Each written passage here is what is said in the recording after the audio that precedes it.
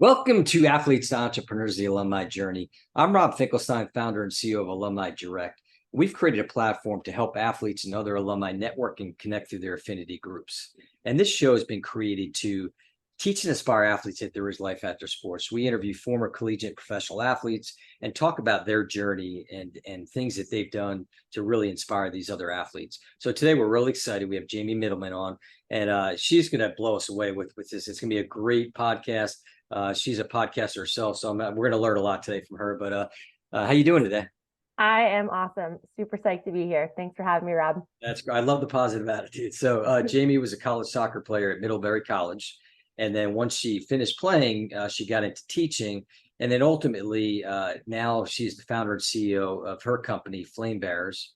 And what they do is we'll get into what they do, but basically she works in inspiring stories, blogs, and also podcasts on female Olympian athletes as well as Paralympians. So we will hear a lot more about that. So here we go. Typically, the first question I always ask is talk about playing sports and how it shaped you growing up, leading up into high school and college. Sports were always my favorite part of the day. It was so growing up, I was a three-season athlete in high school. I played soccer, I ski raced, I ran track. And I think personally, it was always the time of day where I connected with friends, laughed with people, got out frustrations from the classroom or annoyances on friends. And it's also something that I personally connected with my family on. My dad was my soccer coach growing up. We had a very active family. So we'd go hiking, we'd go biking, we'd go skiing together. My parents taught me how to ski. So I would say many of my best memories are sports related. I would also say some of the most cringe-worthy, embarrassing moments were also sports related. So high level, I'd say sports is probably one of the biggest teachers in my life, for better or worse. That's great. You know, there's so much teaching, and then just as we talk about different topics too, just the skill set in that athletes have through playing sports is just amazing.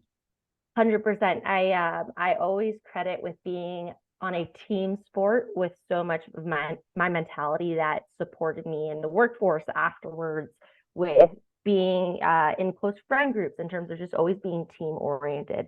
I think that there's something really special where you're not just an individual contributor. And that's, hey, not to knock those. I was a ski racer and I ran track and field too, so those are more individual sports. But I did notice from my soccer days that when you're a midfielder like I was, it's more about setting up the play than scoring yourself. And that did teach me some really important lessons. Oh, no, no doubt, no doubt. So when you were a kid, did you dream about being a professional athlete? 100%. That was definitely my dream. I was born in 88, so the Women's World Cup was 91. I remember watching that when I was 3 years old. That was the first Women's World Cup to ever happen.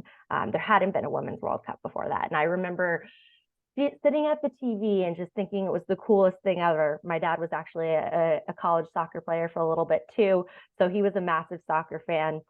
And the ability to grow up with role models who kind of look and sound like me and play the sport was actually a huge motivational factor for me. What led me to do what I'm doing now. That's great. And I always joke around and say, I want to be a Major League Baseball player. Unfortunately, the talent wasn't there, so here I am today doing what I do. Totally. Like I ended up at a D3 school. I was actually I tried to walk on. I was cut the first year. So completely, this was a dream that I knew that I never put in the time to do. Not saying that I had the skills to do it either, but yeah. So definitely felt that when I was younger, though. Yeah, well, that's great. I mean, sports are just it's a wonderful outlet for sure. So let's talk about college. Now, one of the big things we talk about is just the issues with athletes transitioning out of sports, mental health, financial literacy, and the need for education, not just the basic one class when people come in. Did they have any of that at your school when you were going there, or anything that you know of today?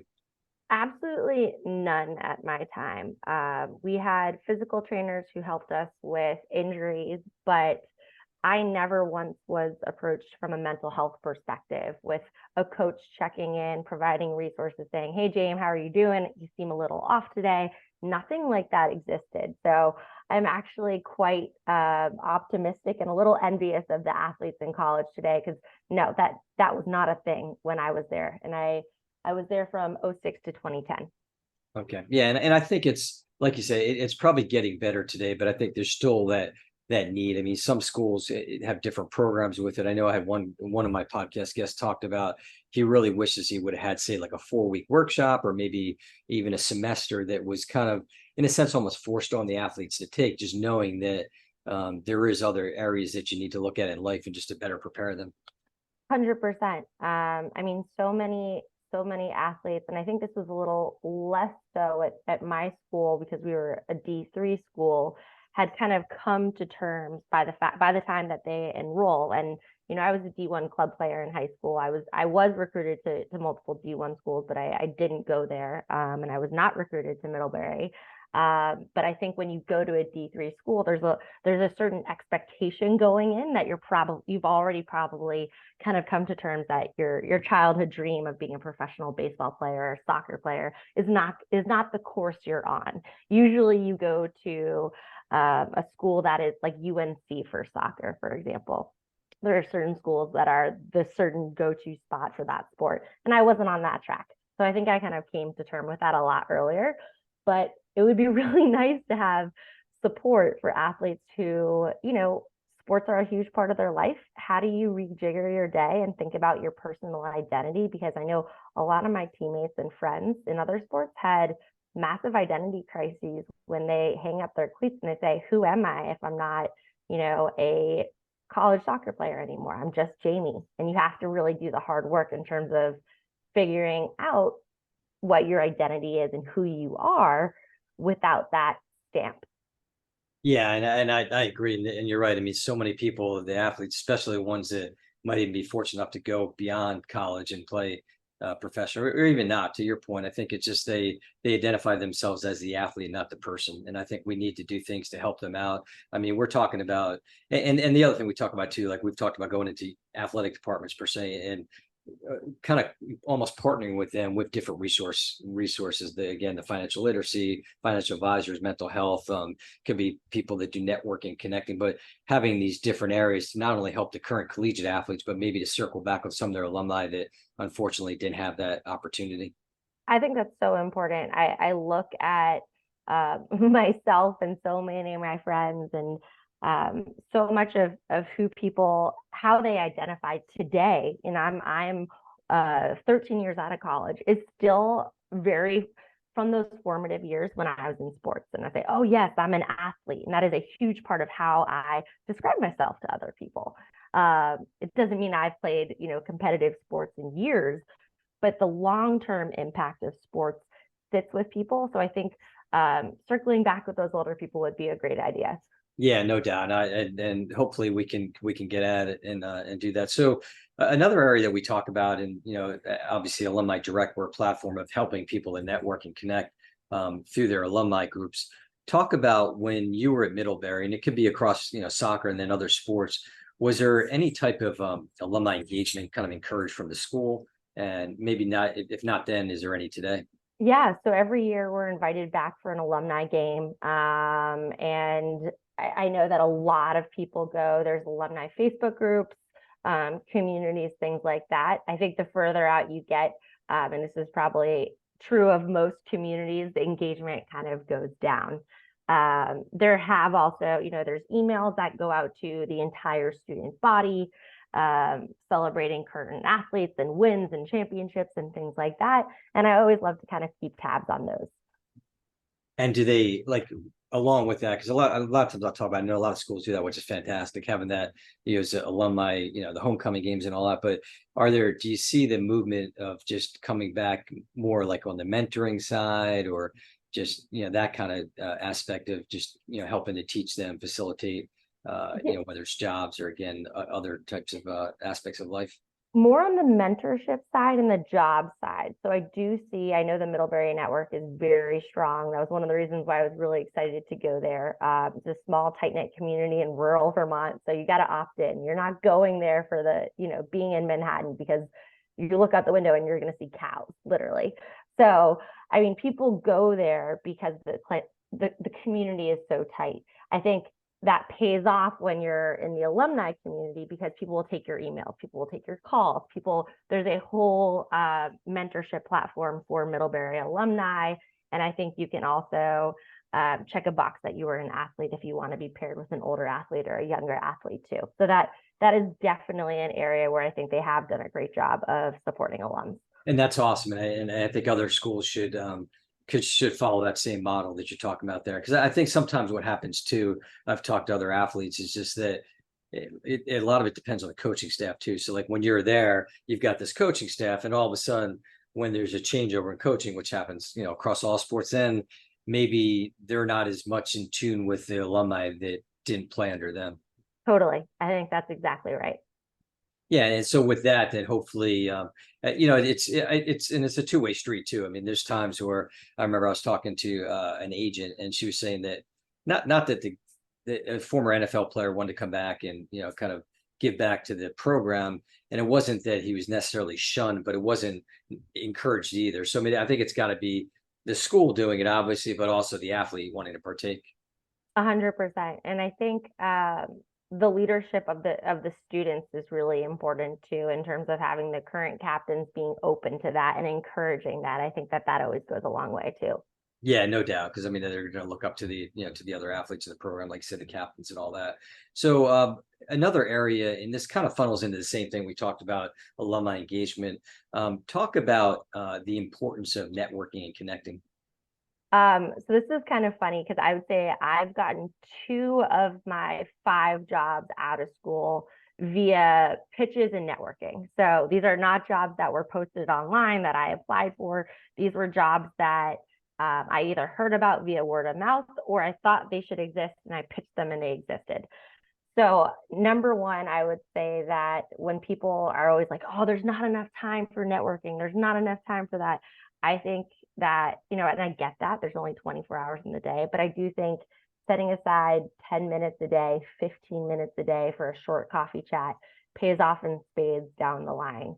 I do think having it be limited and concise is important. I think if you ask for an hour of someone's time, they're probably going to say no. But if you say, hey, can I have 15 to 20 minutes? Most people always say yes. I think one thing that I would also recommend in terms of networking are just the follow-ups, the positive touch bases, where when you're not asking for anything, just saying, hey, we chatted a year ago, just wanted to let you know what's going on. These are 3 updates in my life. Hope you're doing well. And the reason I found that so helpful is because people get so many asks all the time. It's really nice to be a positive source in someone's life, where you're not just going to them and emailing them or calling them or texting them when you need something, but you're actually trying to give back too. Yeah, and that you just said the key words there, to give back, because I think a lot of people don't necessarily understand that. Is that in every relationship and with networking and all that, it's so important to not go into like what's in it for me, but how can I help and do other things, and people appreciate that. Totally, totally. And it's interesting. I've had conversations where I think I'm reaching out for one reason, they're reaching out for another reason, and the relationship that I expected to have is turned on their head, and I become the mentor. So it's kind of one of those things where you're like, you approach it with an open mind, see where it goes, and always be the first person to offer time, because it comes back in spades, is what I've experienced. Yeah, I agree, and I think the other area to key in on too is just what happens sometimes. I think is to encourage other athletes to network and connect while they're still playing, because what happens is they don't do that, and then Totally. I think your years playing are when you're in the know, when you're in the community. I think that is a window that is really precious. yeah, it is, and I think just even to think back to like when as a high school athlete, you're younger, you don't expect much, but just always be open to that, whether it's the mentorship or just the connecting with the coaches and maybe other parents and friends, things like that, because that will help you as you go along your journey. 100%. And then, to your point, making sure that, you're one of the first people to, when you move up the ladder, to look back and lift up the people behind you. Yeah, no, I believe that 100%. I mean, as it's, taking people under your wing. I mean, I've been mentored in my life, and people take me under their wing, and I try to do the same thing now, kind of paying it forward. Totally. I love it. I think I definitely would not be where I am today if I hadn't had so many people in my corner helping me out. That's great. So let's talk about another topic, and yeah, that maybe there's some controversy a little bit to this, or people call it the wild wild west, but NIL, name, image, likeness. Give Yeah. me your thoughts, both positive and negative.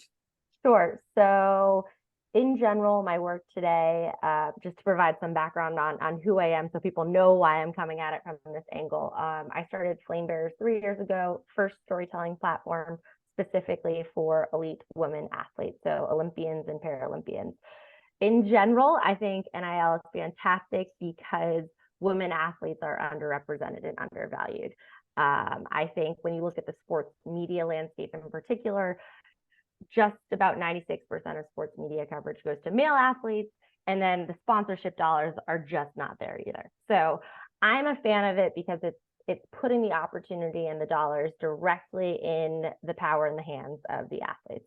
Yes, there are downsides to it, but in general, I'm a fan of empowering the athlete and giving them a microphone and then letting them develop their personal brand. So I know a lot of people have controversial opinions about it, but specifically for female athletes who've been historically marginalized, I think it's a great stepping stone.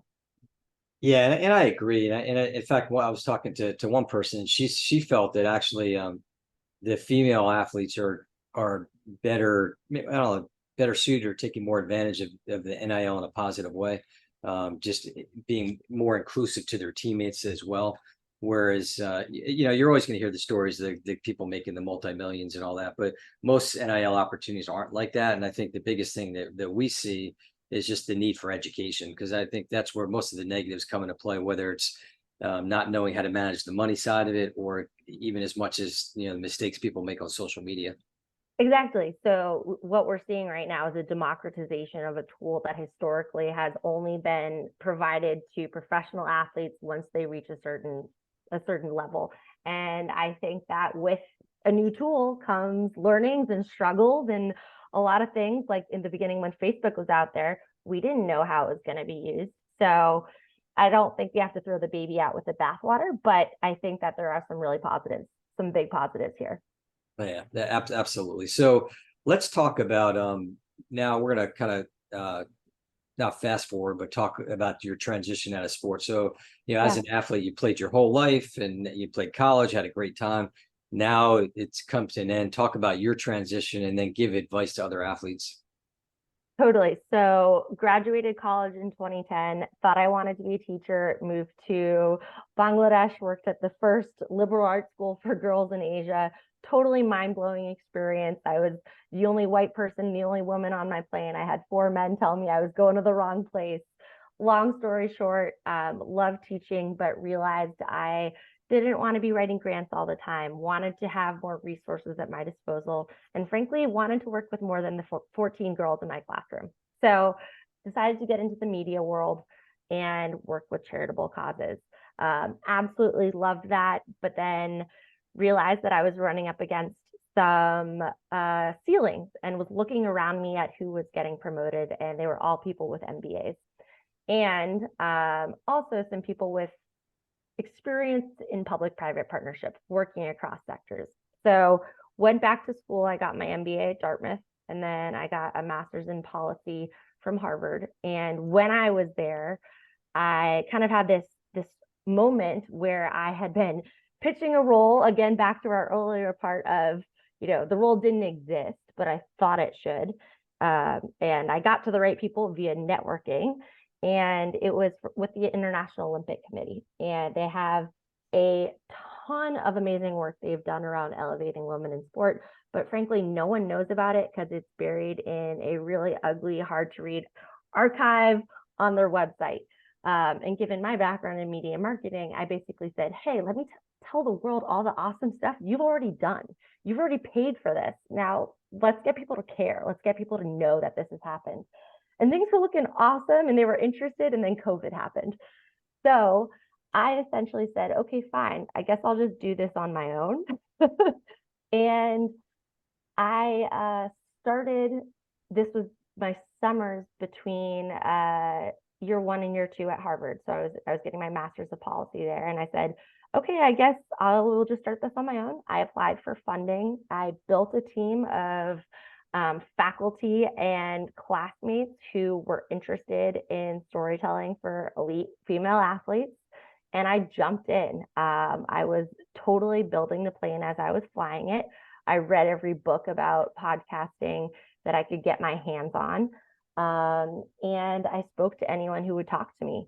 And I think I really credit a lot of the lessons I learned from sports in terms of just jumping in and going for it with this mentality, because yes, it's absolutely terrifying to be an entrepreneur and start something that doesn't exist, but there was a massive void in the marketplace. Nothing like this had ever existed before.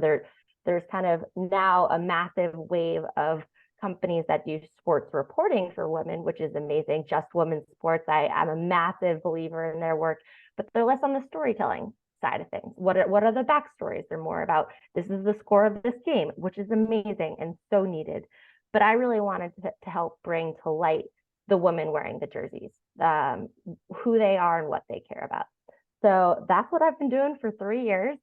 We now are the preeminent storytelling platform for female Olympians and Paralympians from around the world. We do podcasts, live events, and video, all with the goal of centering the athlete and their experience, most of which talks about things that are very accessible to people, whether you've been an Olympian or not, or a Paralympian or not, just, real human stuff.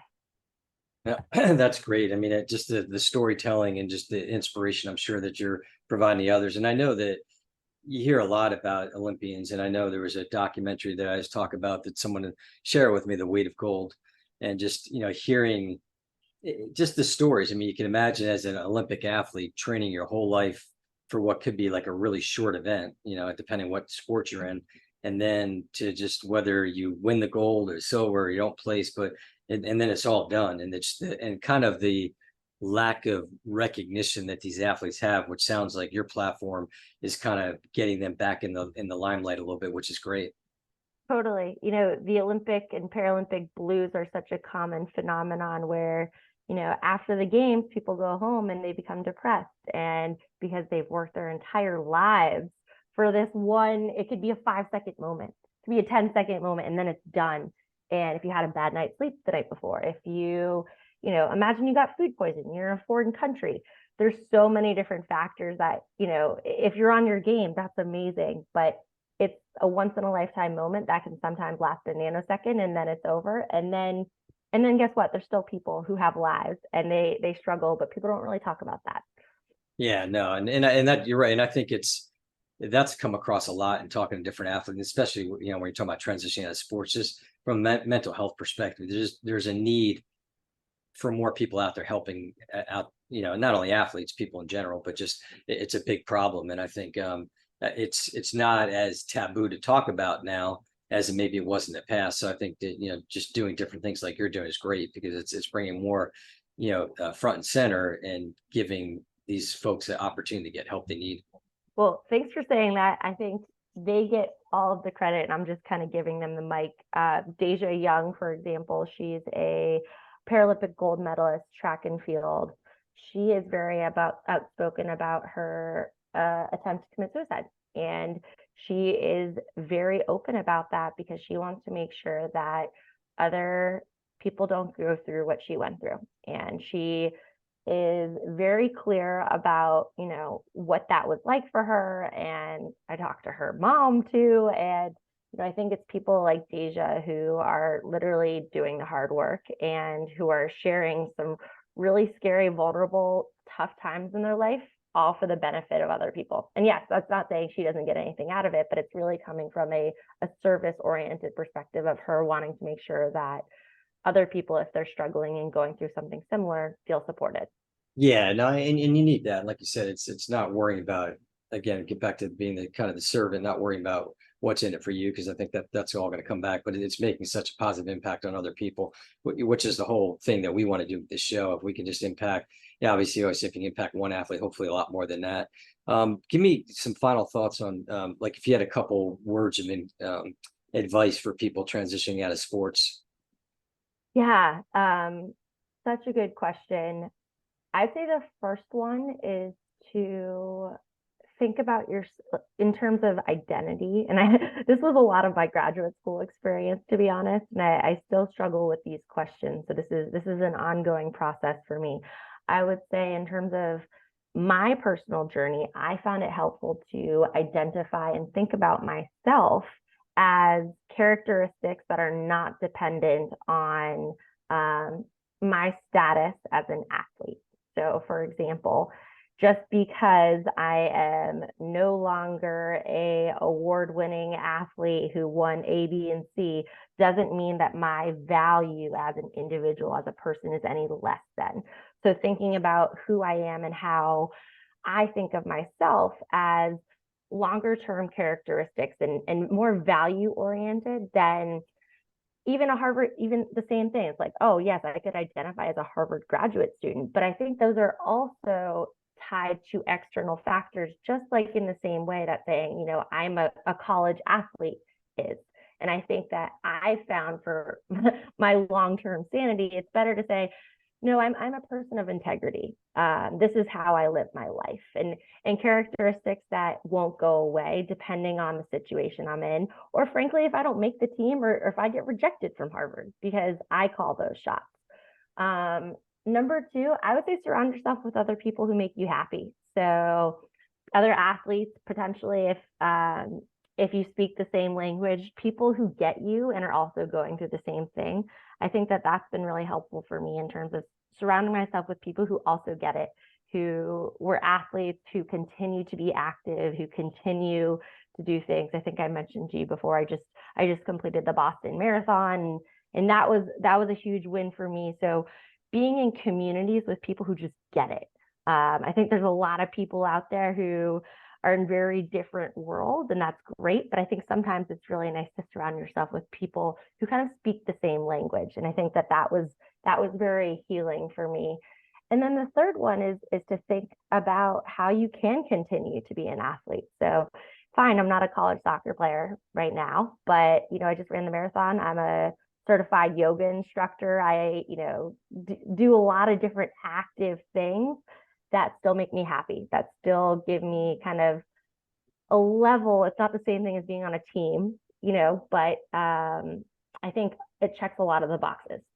Yeah, and that's great. I think it's important to not give up on that and just keep yourself active especially when you do play sports your whole life. You're used to all that time, and I think doing like what you said is important.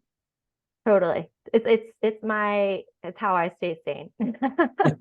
Yeah, I can agree with that. I ran competitively up until I got hurt my sophomore year of college, but I still run today, just more recreational. But I can see it definitely helps out. So this is old school, but although we will have in the show notes, tell people how they can find you.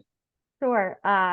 So flamebearers.com. So that's flame as in the people who carry the flame or the torch, and bears as in the people who bear the flame. Flamebearers.com. Also Jamie Mittelman. Find me on LinkedIn, Instagram. Flamebearers is also on all of the social media sites.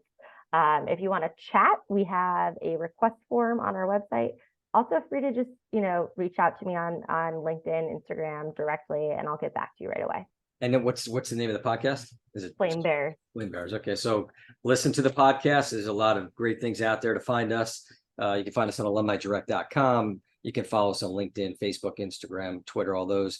And then also, we really encourage to like and follow the show, both on our Alumni Direct YouTube channel as well as across the podcast network. Because, like I said before, just having great people like Jamie on here to kind of share their journey. We really want to make an impact in helping athletes transition out of sports. So, Jamie, thank you again so much. It was a pleasure. Awesome. Thanks for having me. I love what you're doing with your organization, and I hope more people find it because it's so needed and so valuable. Yeah, well, thank you. I hope so as well. Take care.